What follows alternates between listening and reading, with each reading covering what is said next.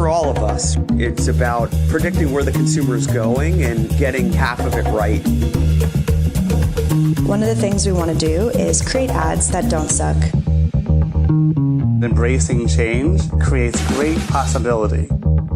I'm Alan Hart, and this is Marketing Today.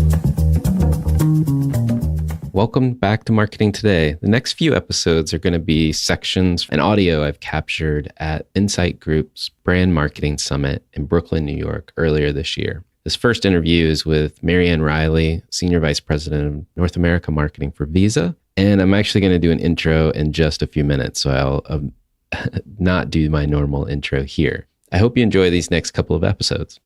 Well, thank you for coming. This is the Customer Understanding and Personalized Experience track. I'm your host or MC for the afternoon, Alan Hart. I run a podcast called Marketing Today. I'm hoping that there's more downloads when I leave this room today. And I hope you enjoy staying through this session as well as future sessions in this track this afternoon. So if you have other friends and other tracks, bring them over to this one. This is where it's going on. We've got a couple of fireside chats today. We've got a number of presentations. There's been a lot of talk so far at the conference about purpose and how brands can stand for purpose and what that means. We've had a little bit of conversation around customer experience as well. And what I think has been stated at some point in the past, and I don't know who said this, but that we are moving, we've gone through the product economy to the services economy, and we are well into the experience economy, which combines all of those things and how we interact with our consumers, how they interact with us. And I just wanted to poll you guys, what do you think drives this experience economy? I have a hypothesis, but I'm just curious. Anybody want to throw out an answer? Just warming you guys up. Anybody? Starbucks. Maybe, yeah. They invented the third place, right? Anybody else? I think at the underlying component, it's really all about customer empathy or empathy for other people. And so if you think about empathy as our currency, today we're going to hear from first Ann Reilly, who's the Senior Vice President, North America Marketing at Visa. And we're going to have a fireside chat with her, but all about different consumers and different constituencies and how she's reaching those players. So Ann, why don't you come on up?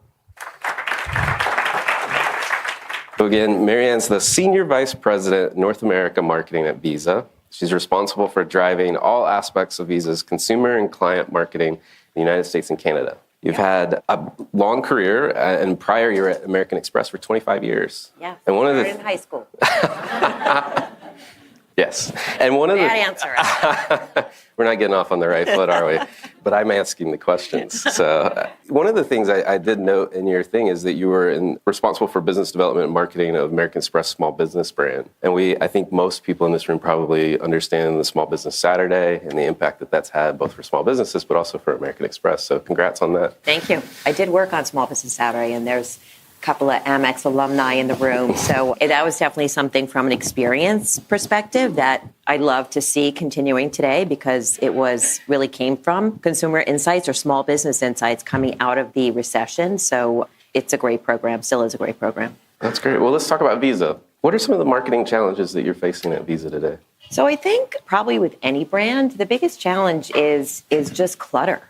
There's so many messages out in the marketplace, and particularly with digital and social, we're always trying to find the best ways to connect to our customers. And so that to me is the biggest challenge. Okay. And what kind of marketing strategies are you deploying or helping to overcome some of those challenges? Well, I mean, it's a bit of what you just touched on. I think what we start with is really understanding the different consumer segments and figuring out what the best way to connect with them through experiences. So, I mean, Visa actually has 3 of the biggest sponsorships that are out there today, really grounded in sports, but have broad consumer segments that are engaging with them. So the NFL, so we have the number one, it's basically the number one watched sport in the United States. We have the NHL in Canada. I think everybody in Canada is a hockey fan. And then we have the FIFA, which is the number one sport worldwide. And that's with the Men's World Cup, and coming up next summer is Women's World Cup. And then we have the Olympics, which we just re-signed the contract through 2032. I don't think I'll be working on that at that point, but... Well, so let's transition. I know we want to talk about some examples of what you're doing today. And one of the recently launched campaigns was targeting millennial women. Can you tell us a little bit about what that campaign was about? Sure. Well, even when I was at my former employer that we just talked about, everybody's looking at millennials. You know, how do you attract millennials? And one of the key insights is the fact that they're even more distrustful of brands.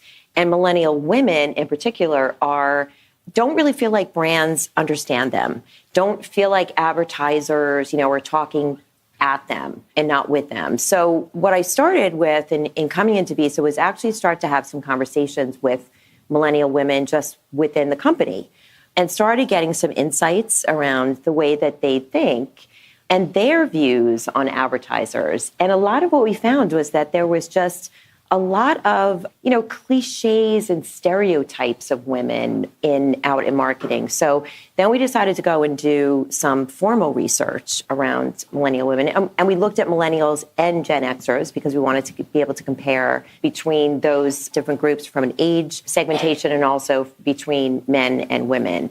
And the reason why we really decided to focus on women, number one, obviously, I feel like it's just the year of the woman. There's so much going on right now and movements around women.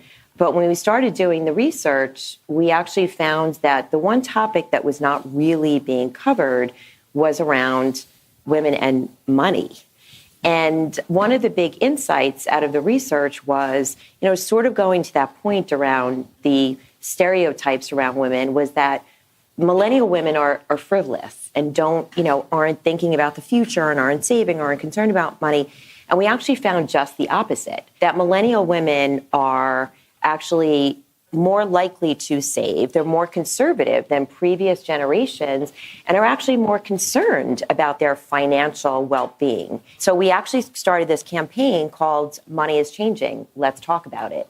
And the idea was that we actually took the information that we got from the research, and it was everything from the topics were around friends, family, work, and money. So sort of all of the categories that were, and their passion points, all of the categories in their lives.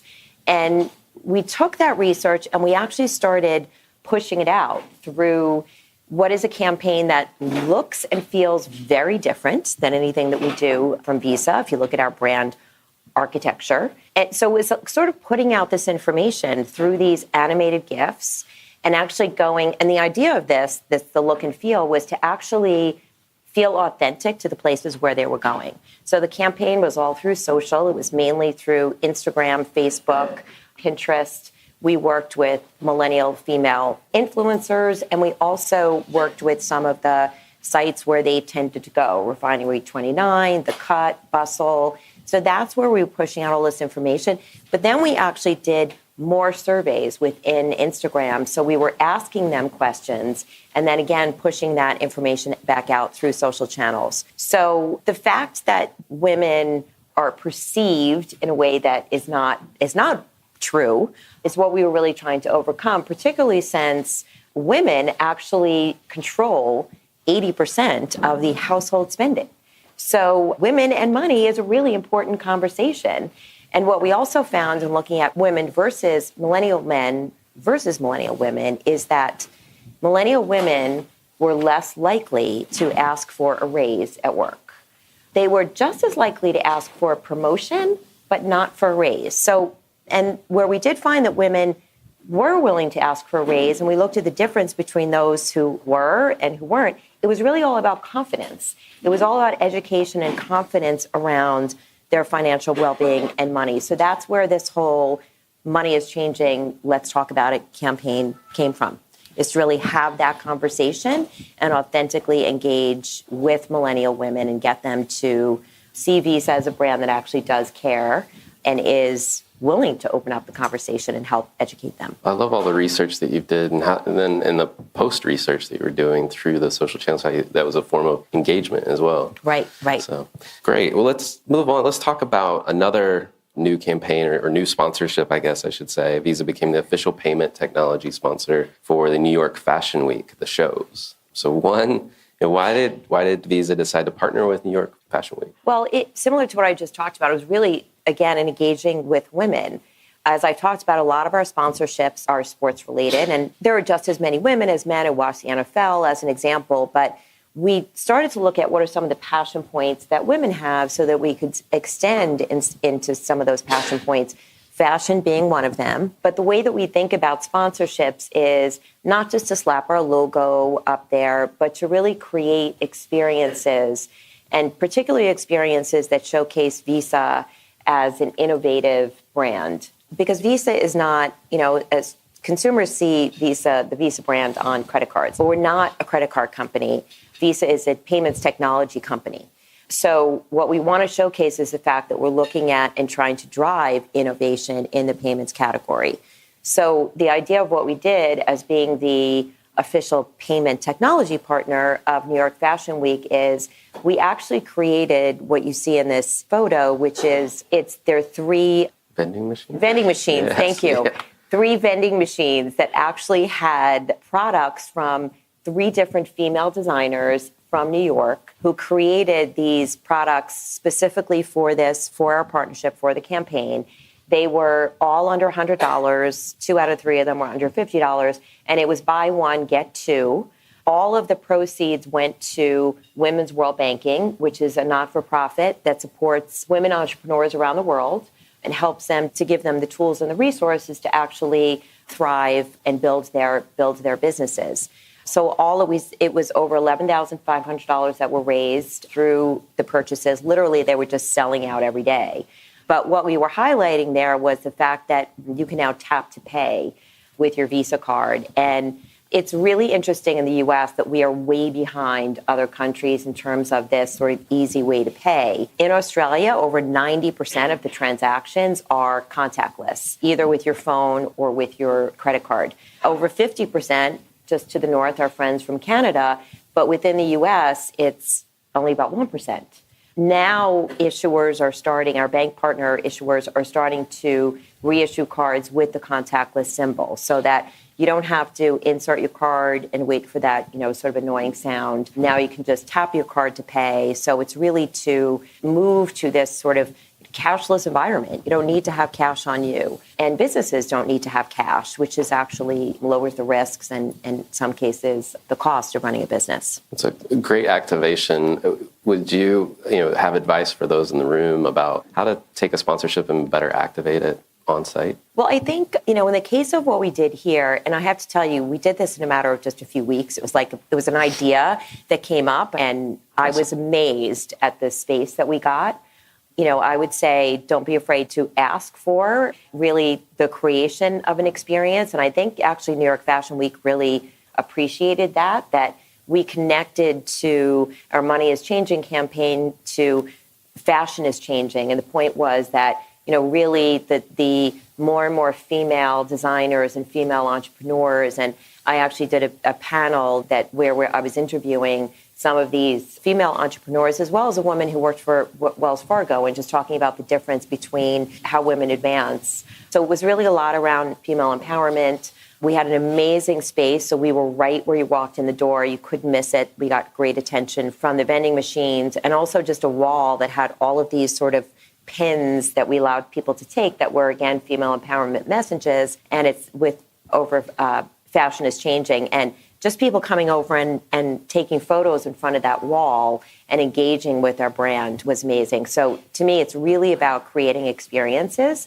but think about what is the one thing that you want to portray from a brand perspective? What's the message that you want to bring across? And for us, it is about innovation. So everything that we do is about showcasing innovation of the brand. And we do that, whether it's with the NFL or any of our other sponsorships. We've done things like contactless rings or contactless pins at the Olympics, showcased contactless cars. So it's really just showing the future of payments and how Visa is really looking to innovate in the payment space and make it more seamless, more faster, easier, and more secure. Well, speaking of sponsorships, let's transition from fashion to football. You've been a long-standing partner of the NFL for 20 years, I think it is. 23 years. 23 years. So how does that drive your business priorities? So the partnership with the NFL, as I mentioned, is really around just the viewership. It is really targeting a broad demographic, women and men. So it's a way for us to, again, reach our consumers. And I think but we're always looking to innovate on top of what we do from an NFL perspective in terms of the innovation. And one of the insights around just the ubiquity of sort of cashless or contactless payments, think about if you can just, tap to pay with your phone. If it's easier to pay, it's easier to spend. Therefore, we feel as a payments company that we actually have an obligation to also promote, financial education and financial literacy, particularly amongst young people. So we actually created this financial football, which is an interactive digital game where it's basically teaching you about financial education, of building financial literacy, but through the rules and plays of football. We've actually partnered with 49 state governments plus District of Columbia to co-brand the games and actually distribute them for free. And this year, for the first time, in the newest edition, we've created iOS and Android versions as well. So already 10 million people have played this game just this year since we've launched. I think it's, really important as you think about one of the statistics that we found that was that 1 in 5 teenagers are not financially literate. I have to tell you, I was actually surprised that number was not even worse than that. I have a soon-to-be 14-year-old. I don't feel like I'm doing anything to really educate her, and I'm going to have her start to engage with this game because that's the way to get teenagers involved. And what we even heard from the overall adults, that 40% of adults said that if they had an unexpected, emergency of $400, that they would not be able to find that $400 unless they borrowed the money or sold something to get the money. I mean, that's kind of a scary number. So that's really the idea around this. And it goes again to not only do we want to be seen as an innovative company, but we should, Visa wants to have a purpose. And particularly with going back to millennials, they're more attracted to brands that have a clear purpose. So it's really about innovation and financial literacy. So making sure that you're thinking about what is the message that we want to bring to the target segment that we're speaking to. Fantastic programs. What's on the horizon? What's next for Visa? What trends are you looking at? So I think a lot of the trends that we're looking at is, as we think about Visa as a brand, the big trend is the Internet of Things. I mean, think about that, some of the stats that are out there, that there's like 65 million devices like Alexa and things that you speak to, and that 50% of searches by the year, I think 2020, are going to be through voice activation. So if you think about a brand that now we're talking about, tap your card, the Visa brand is very visible on all of our partner bank cards. What's going to happen when it's voice activated? What's going to happen when it's, built into, you don't even have to take your card out to go get gas because it's built into your car. So I think all brands need to be thinking about those changes for the future and how you ensure that your brand continues to be seen, heard, thought of. And I think that, again, Visa, what we want to do is make sure that you feel secure, that your payment has gone through, that your payment, that you have the backing of Visa and the security of Visa. So we've created multi-sensory branding where you actually hear a sound, you feel a vibration. So it's really creating this all around sort of, 360 experience wherever, however you're interacting with the brand. Great. I think we've got some time for some questions, and we've already got a few. So let's just take the first one. What metrics do you see to judge the success of an experiential or event-based campaign? That's an age-old question, but very important. Yeah, so I'll use the example. It's all a little bit different because it depends on what the campaign is, but using the example of where we are now with the Millennial Women campaign, because it was around driving conversations and we created the animated GIFs and videos to be really interactive, it was really around click-through rates, completion rates, and we saw that those were well above norms. So we knew that we were doing something right in terms of the content that we were building, that it was very interactive. If we're doing something that's based on driving contactless transactions, and obviously it's connecting those viewers to then the transaction rate. So we're looking at all of the, your typical metrics around social interaction, and then looking at transactions. And we also look at, brand health. Do you see, if you've interacted with the brand, or do you see Visa as being more innovative post your interaction with that campaign? Interesting. I think the next question is, with such a broad target audience, and we've talked about a lot of audiences already in these examples, is messaging or getting the tone right a challenge? Well, I think you have to be really clear about your brand guidelines, and overall, when you do have a broad target audience, to make sure that you have a consistent look, tone, and feel guidelines. And that for us is globally as well, which is even more of a challenge. And then you bring it down to the segment level. So in everything that we do, it's interacting with the target in a way that feels authentic. So, if you're watching an NFL game, then you're going to see our ads are with NFL players.